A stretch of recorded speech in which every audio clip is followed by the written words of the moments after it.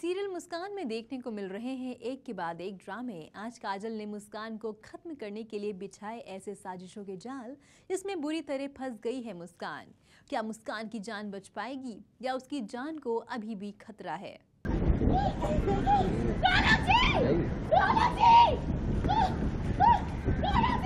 मुस्कान और रौनक को अलग करने के लिए काजल ने चली नई चाल।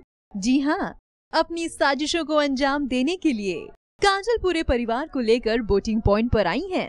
अब आप भी सोच रहे होंगे ना कि साजिशें और वो भी बोटिंग पॉइंट पर, ये कैसा कनेक्शन है? तो आइए हम आपको बता देते हैं कि क्या है पूरा माजरा।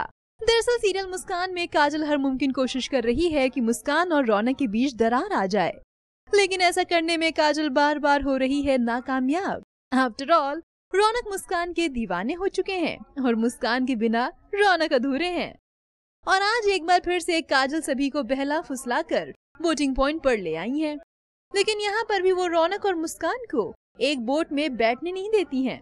इतना ही नहीं, काजल किसी बहाने मुस्कान को धक्का भी दे देती हैं, जिसके बाद मुस्कान गहरे पानी में डूबने लगती है।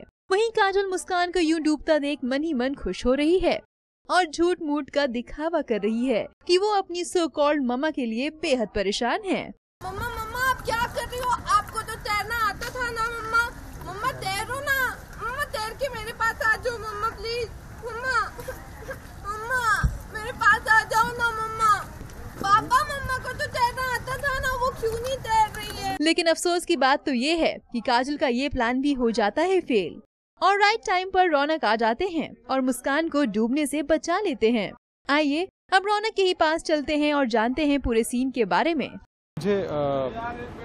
मुझे खुद ही सरप्राइज़ मिल गया, क्योंकि मैंने सोचा था कि मैं मुस्कान को सरप्राइज़ दूंगा और प्रपोज़ करूंगा। दूसरी बार है और दूसरी बार फिर से मुझे मतलब एक तरह सरप्राइज़ मिला और इस बार थोड़ा सरप्राइज़ थोड़ा वो गहरा था, क्योंकि पानी बहुत गहरा था। और एक्चुअली मैं एक बात कहना चाहता हूँ कि बचपन में हम जो कुछ भी सीखते हैं, कभी ना कभी लाइफ में हमेशा उसकी ज़रूरत पड़ती है और वो हमेशा काम आता है।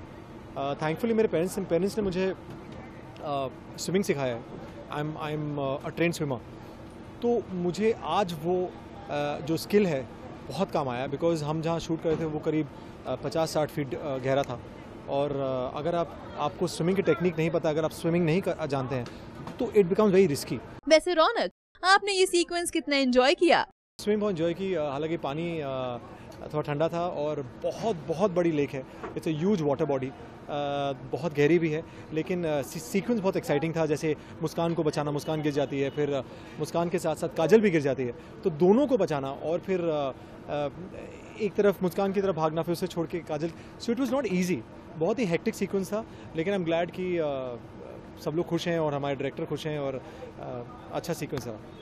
आज तो रौनक ने मुस्कान को प्रपोजल देने का सोचा था, साथ ही मुस्कान से अपने प्यार का इजहार करने का भी सोचा था, लेकिन आखिरी मोमेंट पर आप चूक जाते हैं रौनक। ऐसा क्यों?